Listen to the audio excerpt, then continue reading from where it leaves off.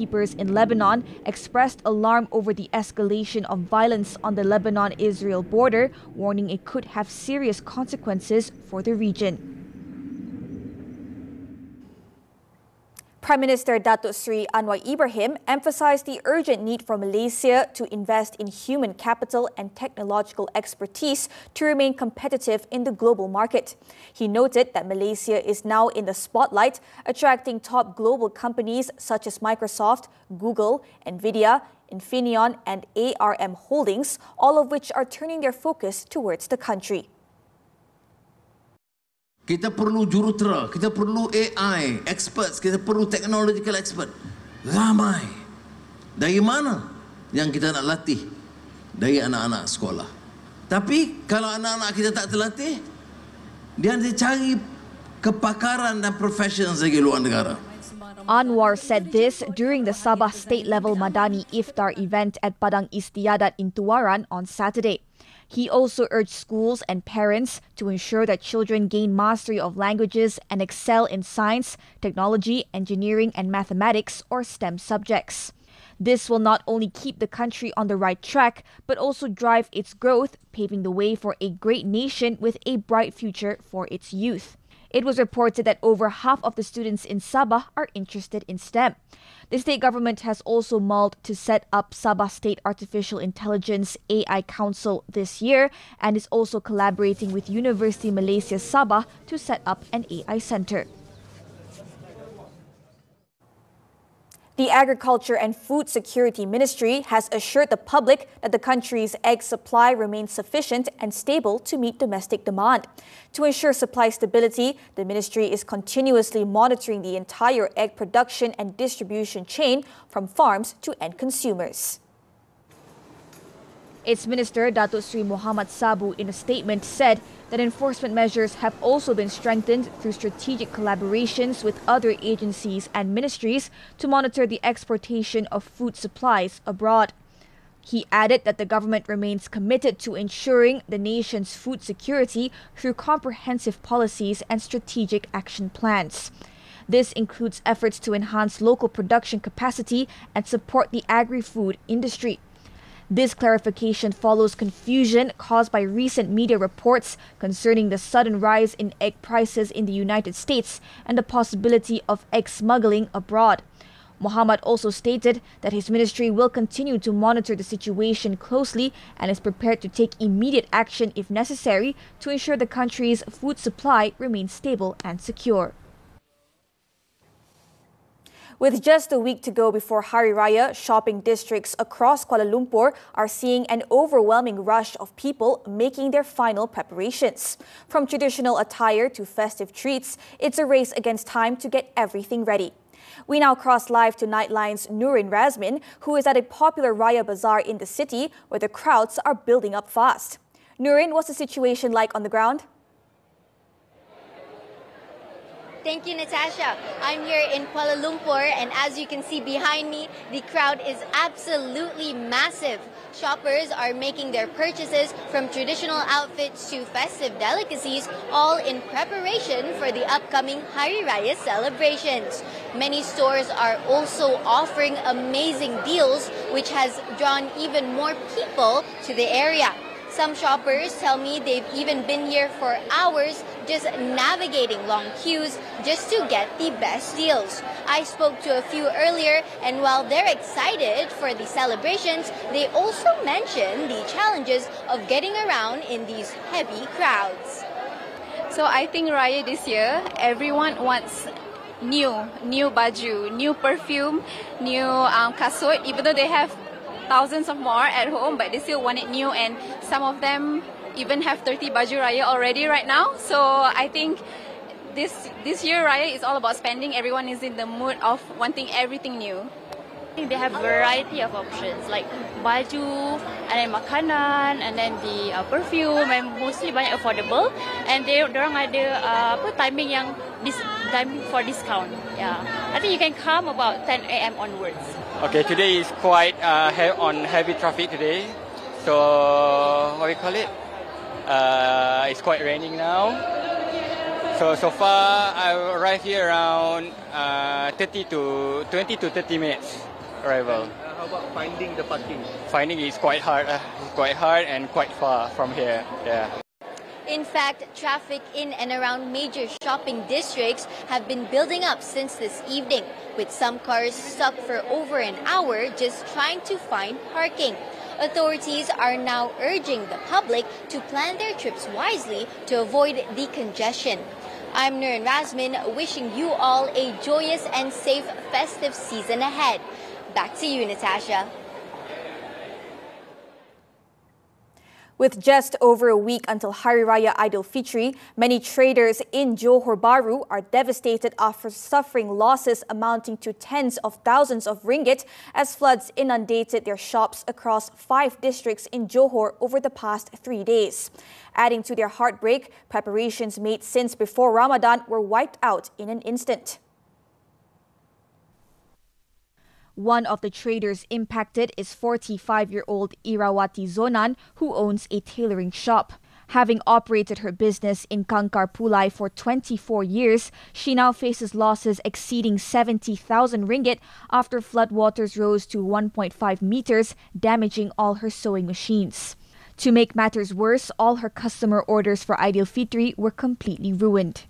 Kebanyakan dia mesin jahit memang rosak teruk lah. Memang tu semua dah tak boleh pakai lagi pasal dah semua dah naik air lah. Jadi lagi baju-baju untuk jual bazar, barang-barang untuk jualan semua rosak jugalah. A similar fate struck 57-year-old Osman Chiakuti, a livestock farmer and frozen goat meat supplier. Although he managed to rescue all of his goats, more than 2 tons of frozen goat meat stored in freezers for sale ahead of Aidilfitri were spoiled after being submerged in floodwaters. Daging kita buang tu hampir 2 tan lebih ya. Daging persiapan untuk raya tu sebahagian je, yang lain semua frozen dan daging kita jualan harian. Kita ada jual daging setiap hari kat sini, jadi daging-daging yang kita siapkan seperti sos, kambing perap, yang benda-benda produk yang kita keluarkan ni. Jadi kita dah kena air ni, kita terpaksa buanglah semua. The losses he incurred are estimated to exceed 300,000 ringgit. The traders also described this flood as the worst they had ever experienced, surpassing even the devastating floods of 2006.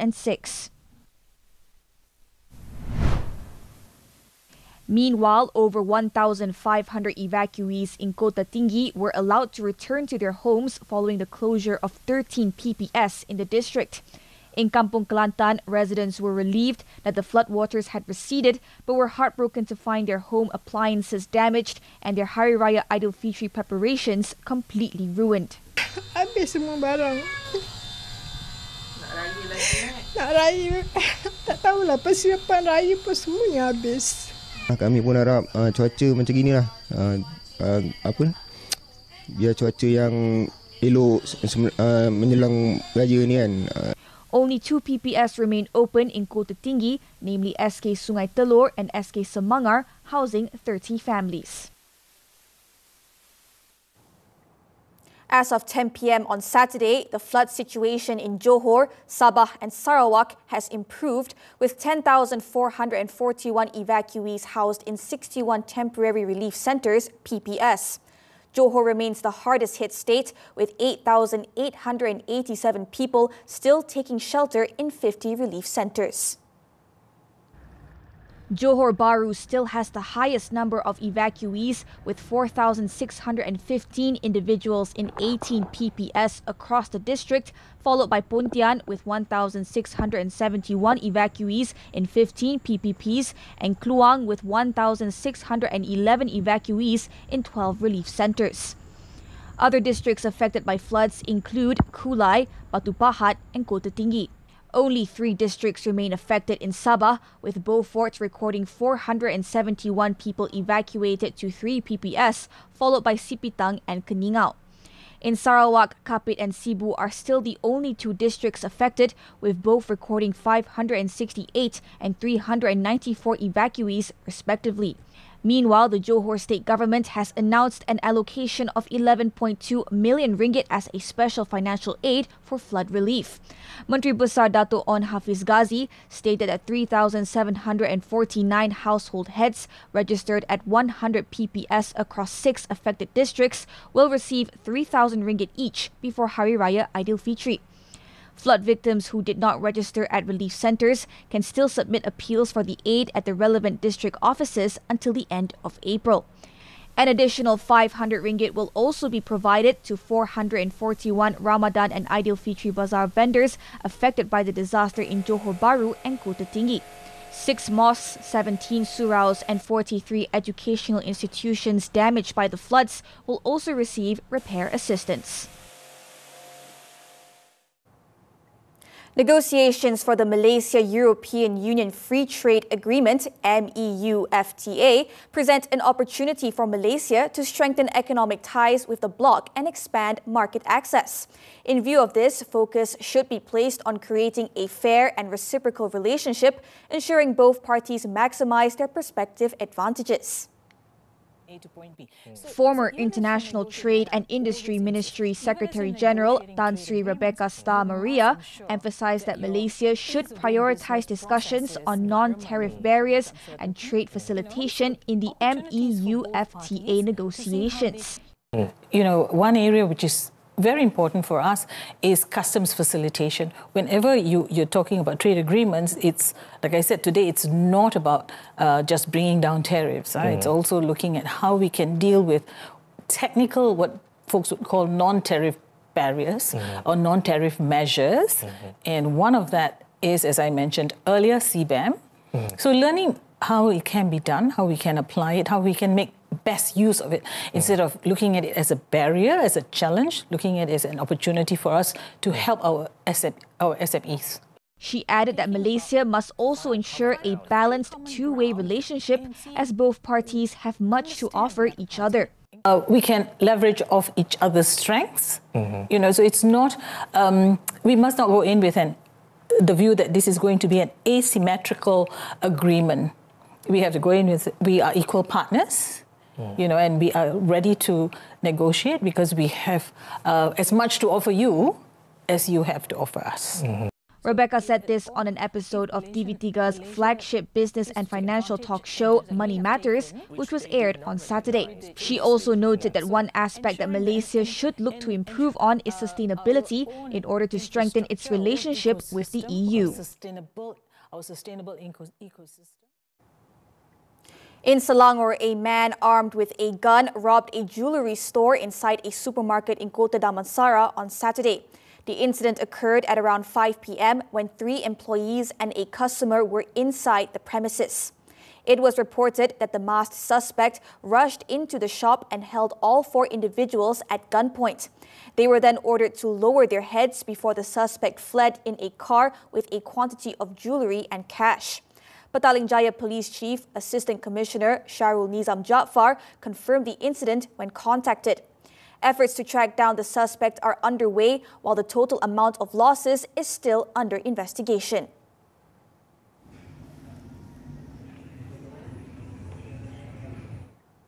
Many cosmetic entrepreneurs and influencers in Kelantan suspected of involvement in drug distribution and money laundering have been discovered to operate with a complete team and a network to carry out these illicit activities.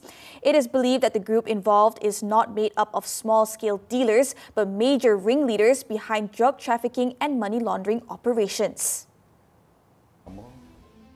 Kelantan Police Chief Dato' Muhammad Yusuf Mamat revealed that these individuals were involved in drug distribution syndicates operating across the state and did not rule out the possibility that the syndicate has connections in other states. Kalau pil Kuda, pasaran dia di Pantai Timur, Kelantan tergantung bahan.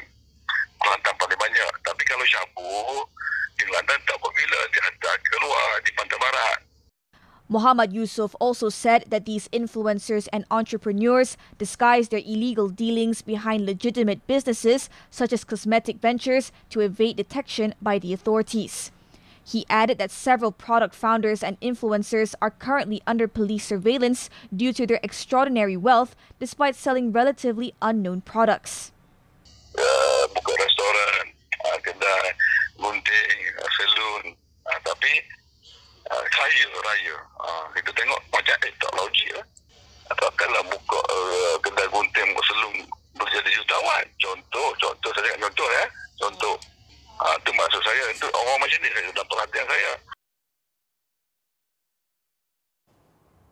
Malaysia Airlines has resumed flight operations to and from Heathrow Airport, London on Saturday. In a post on X, the airline announced that flights MH4 from Kuala Lumpur to Heathrow and MH1 from Heathrow to Kuala Lumpur are operating as scheduled. Malaysia Airlines also advised passengers to update their contact details in the My Booking section on its website or mobile app to ensure they receive important notifications promptly. On Friday, more than 1,300 flights were disrupted, including 4 Malaysia Airline flights, which were either diverted or forced to return to their original departure points. This disruption followed the closure of Heathrow Airport due to a major power outage caused by a massive fire at a nearby electrical substation.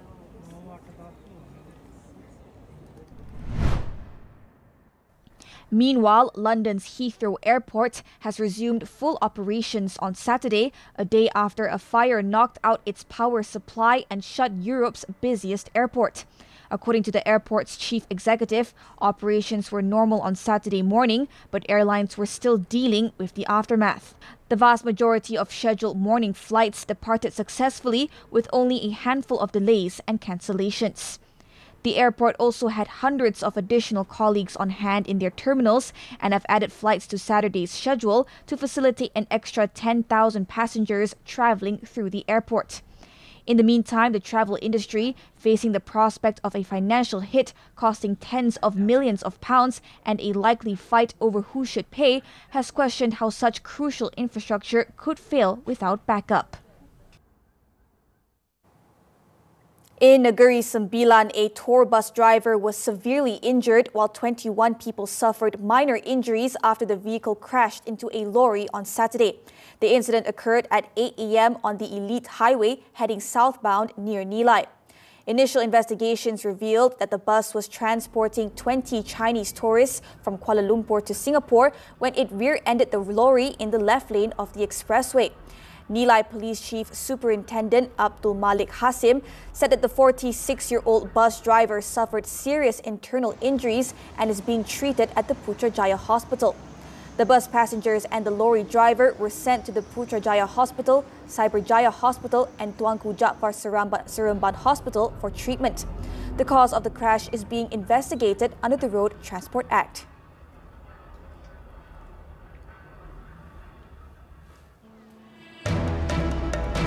Piastri claims maiden F1 pole. Sports after this breather.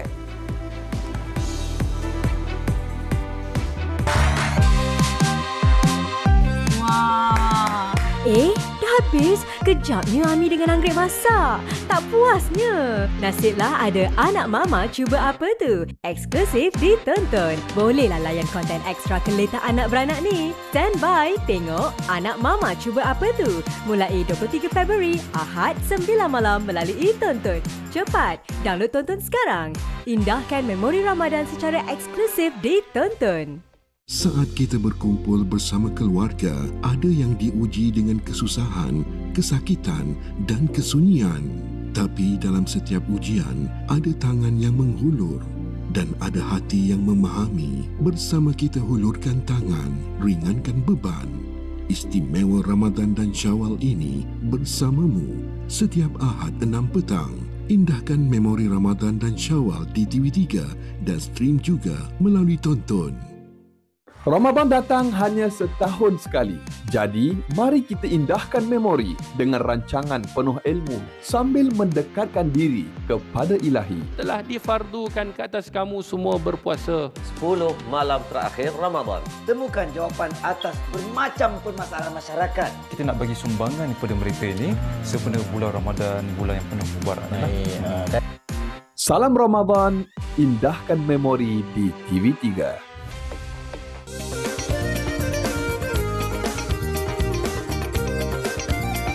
Burung kenari terbang ke awan, sinar jingga terangi awan, indahkan memori di bulan Ramadan di TV3 siaran pilihan. Dalam kesederhanaan kita capai kemuliaan, dalam kesabaran kita raih kemenangan. Salam Ramadan daripada saya, Fitri Yahya.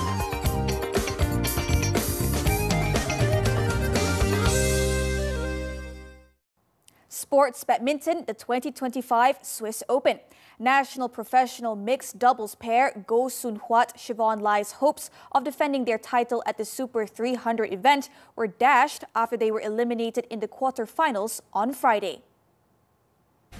The top seeds went down 18-21, 10-21 to Thailand's Dechapol Pravaralukro Sutisara Sampran in a 34-minute match in Basel. Soon-Hwat Siobhan were unable to replicate their success at last week's All England and suffered their third defeat in 5 meetings against the informed Thais, who have already secured 4 World Tour titles since starting their partnership in October last year. The loss also ended the world number 3 pair's impressive run at the Swiss Open, where they had reached at least the final in their last 3 appearances. On to Formula One, the 2025 Chinese Grand Prix. Oscar Piastri claimed pole position for the first time in his career on Saturday, leading qualifying in Shanghai. The Australian set a fastest lap of 1 minute 30.641 seconds at Shanghai International Circuit, but McLaren were denied a 1-2 finish as championship leader Lando Norris was bumped down to third place by Mercedes' George Russell in the dying seconds of the third qualifying session. Red Bull's Max Verstappen will join title rival Norris on the second row for Sunday's race after finishing 4th in qualifying, while the Ferraris of Lewis Hamilton and Charles Leclerc will start from the third row. Earlier, 7-time champion Hamilton secured his first victory for Ferrari, putting in a dominant display in the sprint race. Turning to football, the 2026 CONMEBOL World Cup qualifiers. 2 goals by Ener Valencia sealed an important victory for Ecuador on Friday as they beat Venezuela 2-1 in Quito.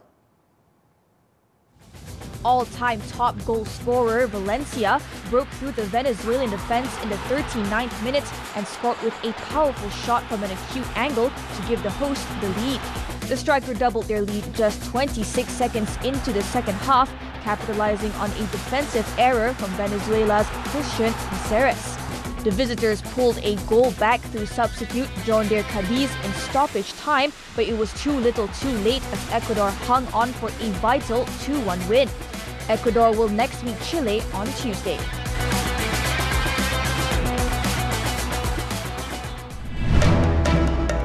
U.S. revokes legal status for over 500,000 immigrants. The details when Nightline returns.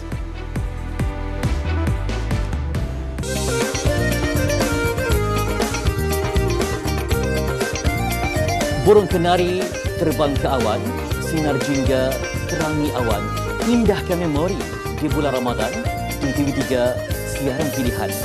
Dalam kesederhanaan kita capai kemuliaan, dalam kesabaran kita raih kemenangan. Salam Ramadan daripada saya, Fitri Yahya.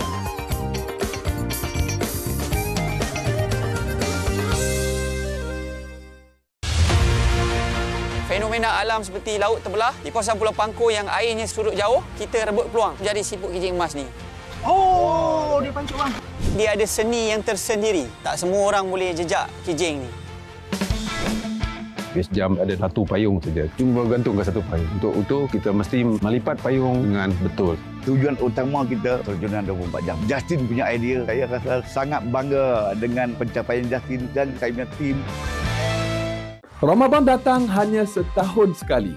Jadi, mari kita indahkan memori dengan rancangan penuh ilmu sambil mendekatkan diri kepada Ilahi. Telah difardukan ke atas kamu semua berpuasa 10 malam terakhir Ramadan. Temukan jawapan atas bermacam permasalahan masyarakat. Kita nak bagi sumbangan kepada mereka ini sempena bulan Ramadan, bulan yang penuh mubarak.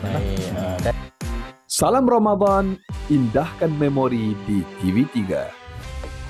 Saat kita berkumpul bersama keluarga, ada yang diuji dengan kesusahan, kesakitan dan kesunyian. Tapi dalam setiap ujian, ada tangan yang menghulur dan ada hati yang memahami. Bersama kita hulurkan tangan, ringankan beban. Istimewa Ramadan dan Syawal ini bersamamu setiap Ahad 6 petang. Indahkan memori Ramadan dan Syawal di TV3 dan stream juga melalui Tonton.